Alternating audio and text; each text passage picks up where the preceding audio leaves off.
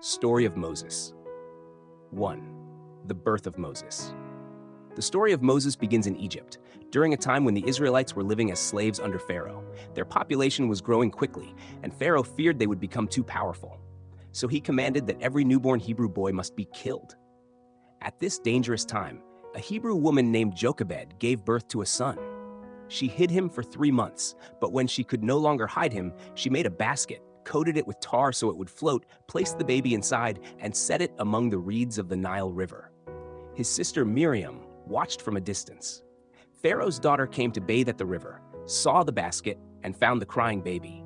She felt compassion and adopted him. She named him Moses, meaning drawn out of the water. With God's arrangement, Moses' own mother was chosen to nurse him until he grew older. 2. Moses in the palace. Moses grew up in Pharaoh's palace as a prince of Egypt. He learned Egyptian culture, language, leadership, and warfare. But deep inside, he knew he belonged to the Hebrew people. One day, Moses saw an Egyptian beating a Hebrew slave. Filled with anger, he defended the man and killed the Egyptian. When Pharaoh found out, Moses fled for his life to Midian, a desert region. 3. Life in Midian. In Midian, Moses sat near a well where he saw being harassed by men. He protected them, and they brought him to their father Jethro, the priest of Midian. Moses married Zipporah, Jethro's daughter, and became a shepherd. He lived there quietly for 40 years, tending sheep. But God was preparing him for a great mission. 4. The burning bush. One day, while leading his flock near Mount Horeb, Moses saw a bush that was on fire but not burning up. When he went closer, God spoke to him. "I am the God of Abraham, Isaac, and Jacob. I have heard the cries of my people. Go to Pharaoh and bring my people out of Egypt." Moses feared this task and said he was not a good speaker. But God reassured him and gave him signs, his staff turning into a snake and his hand turning leprous and healed again. God also sent his brother Aaron to help him speak. 5. Moses returns to Egypt. Moses returned to Egypt and told the Israelites that God would rescue them. Together, Moses and Aaron went to Pharaoh and delivered God's command, "Let my people go." But Pharaoh refused. His heart was hard.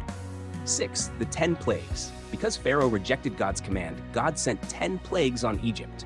Water turned to blood, frogs filled the land, lice or gnats, swarms of flies, disease on livestock, boils on people, hailstorm with fire, locusts, darkness for 3 days, death of every firstborn Egyptian. Before the final plague, God introduced the Passover. Israelites were to mark their doorposts with lamb's blood, so the angel of death would pass over their homes. That night, the firstborn of Egypt died, including Pharaoh's own son. Broken with grief, Pharaoh finally allowed the Israelites to leave. Number 7. Crossing the Red Sea. More than 600,000 men, plus women and children, left Egypt under Moses' leadership.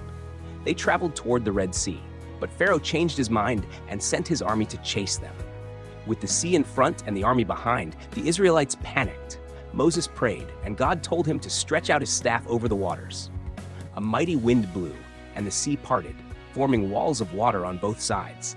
The Israelites crossed safely on dry ground. When the Egyptians followed, the waters returned and drowned the army. God delivered his people. 8. Life in the wilderness. In the desert, the Israelites often complained about hunger and thirst, but God provided manna, bread from heaven, quail for meat, water from a rock. Still, the people grumbled and sometimes disobeyed. Moses constantly prayed for them and guided them. 9. The 10 Commandments at Mount Sinai. God called Moses up the mountain. There, in thunder, lightning, and cloud, God gave Moses 2 stone tablets containing the 10 Commandments, laws for living a holy life. While Moses was away, the people built a golden calf and worshipped it. Moses came down, saw their sin, and broke the stone tablets in anger. Later, God gave him another set and renewed his covenant. 10. Building the tabernacle. God instructed Moses to build a tabernacle, a holy tent where God would dwell among his people. Skilled craftsmen built it with gold, silver, precious stones, and special fabrics. God's presence filled the tabernacle as a cloud by day and fire by night. 11. The 40 years of journey. Because of their disobedience and lack of faith, the Israelites wandered in the wilderness for 40 years. Moses continued to lead them, teach them, judge their disputes, and guide them in following God's laws. He faced many challenges, rebellions among the people, complaints about food and water, attacks from enemy nations. But through it all, Moses remained faithful. 12. Moses' final days. When the Israelites finally reached the border of the Promised Land, God told Moses he would not enter because he once disobeyed God by striking a rock instead of speaking to it. God led Moses to Mount Nebo and showed him the entire Promised Land. Moses saw it with his eyes, but he died there peacefully at 120 years old. The Bible says that no prophet like Moses ever arose again, who spoke to God face to face.